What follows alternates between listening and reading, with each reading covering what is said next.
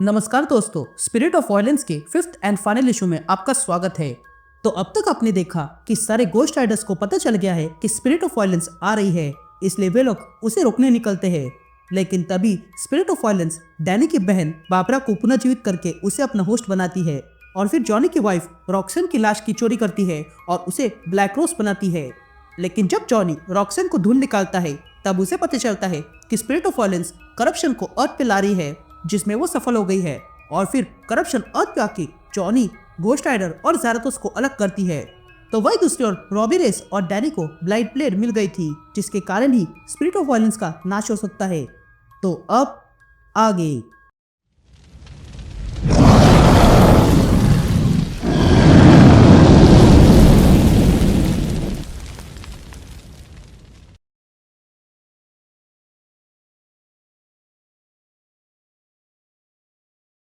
यहाँ ज़ैराथोस चिल्ला रहा था, तो वही जॉनी खड़े होकर ये देख रहा था।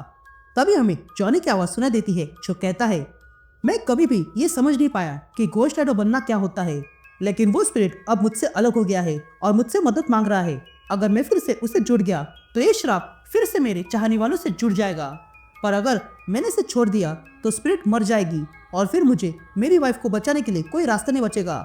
यानी कि अगर मैं इस श्राप से दूर भाग गया तो भी मेरी वाइफ बच नहीं पाएगी। इस स्पिरिट के बिना मैं बस साधारण मनुष्य हूँ जो इस आर्मी ऑफ अनडेड के सामने खड़ा हूँ और यहाँ से बाहर जाने का कोई रास्ता नहीं है। ये कहते हम ज़ैराथोस को देखते हैं जो स्ट्रगल कर रहा था। तभी करप्शन जॉनी से कहती है, अब मैं इस दुनिया में आ चुकी हूँ, तो तुम बस एक डरे हुए छोटे से इंसान हो और मैं तुम्हारी बातें सुन सकती हूँ और तुम सही हो। यहाँ से भागने का कोई रास्ता नहीं है और ना ही रॉक्सन को बचाने का रास्ता है।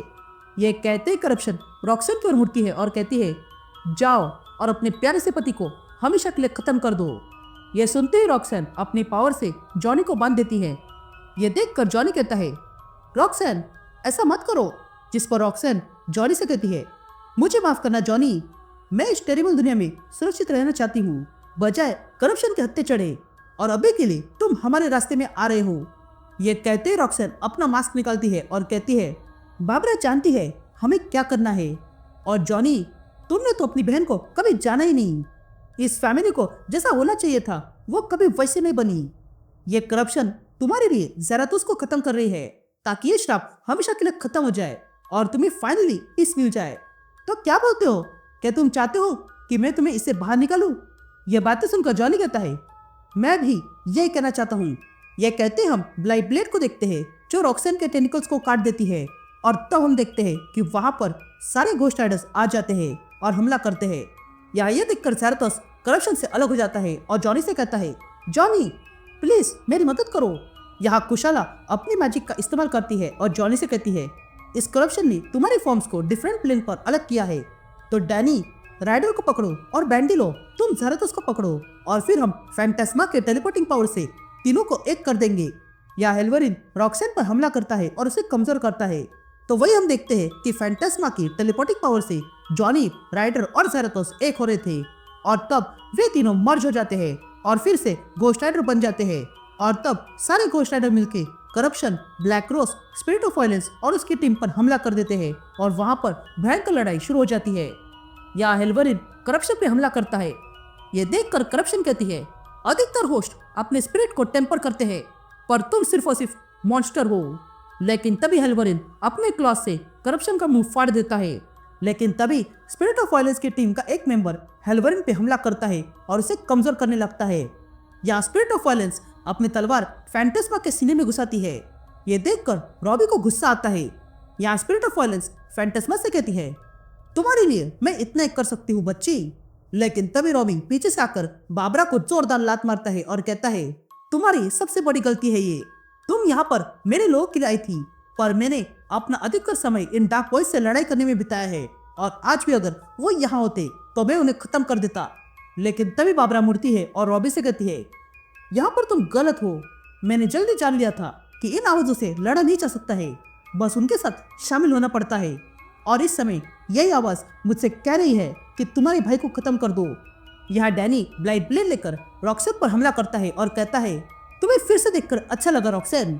ये देखकर डैनी अपनी ब्लाइंड ब्लेड से रॉक्सन पर हमला करता है और कहता है, पिछली बार जब मैं तुमसे मिला था तब मुझे लगा था कि तुम ठीक हो गई, पर तुम्हें यहाँ इस रूप में देखकर मुझे घृणा हो रही है। ये कहते ही डैनी अपनी ब्लाइट प्लेट के पीछे के हिस्से से रॉक्सेन पर हमला करता है और कहता है, मैं तुम्हें मारना नहीं चाहता हूँ। जिस पर रॉक्सेन डैनी से कहती है, तुम्हें मुझे मारने की आवश्यकता नहीं है क्योंकि ये काम मैं पूरा करने वाली हूँ। ये कहते ही रॉक्सेन डैनी पर जबरदस्त वार करती है और कहती है, मुझे बुरा लगता है कि हम कभी भी एक फैमिली बन नहीं पाए, पर मैं खुश हूँ कि तुम जॉनी के साथ हमेशा थे। उसने अपना चुनाव कर लिया है और अब मैं खुश हूँ कि कम से कम वो अकेला मरेगा नहीं। या जॉनी लड़ाई करते हुए बैंडिलो से पूछता है, तुमने मुझे ढूंढा कैसे? जिस पर बैंडिलो कहता है कि हेल्बरिन बुरी जगह पर खींचा जाता है और हम उसके पीछे आ गए। ये सुनते ही जॉनी हमला करता है। या सिस्टर मेरी कुशाला से कहती है, हम ये जीत नहीं सकते हैं, हम इतने लोग काफी नहीं है इस करप्शन को रोकने के लिए। जिस पर कुशाला कहती है, हाँ मैं जानती हूँ, पर करप्शन ने एक गलती कर दी है।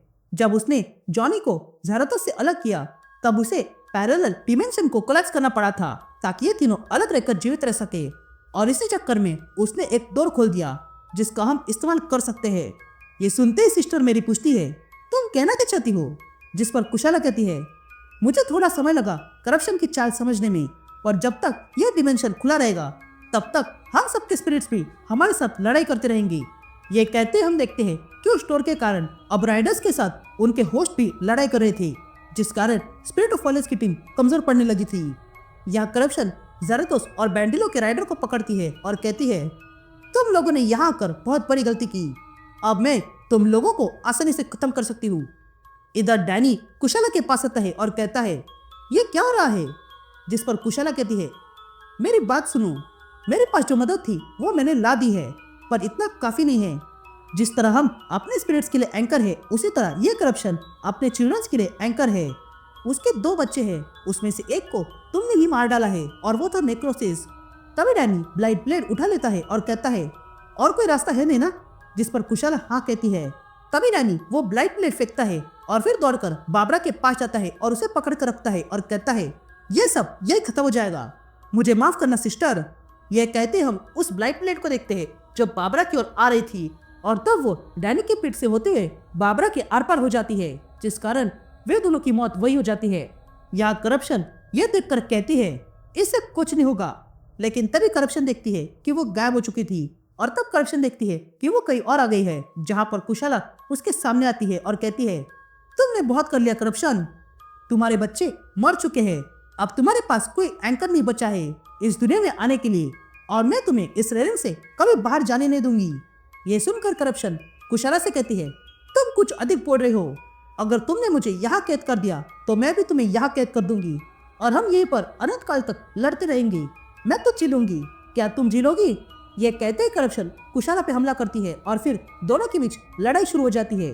तभी हमें कुशाला की आवाज सुनाई देती है जो कहती है, ये लड़ाई सदी तक चलेगी, लेकिन इससे करप्शन को कोई चोट नहीं पहुंची है, वो अब भी वैसे ही है जैसे मैं जानती हूँ।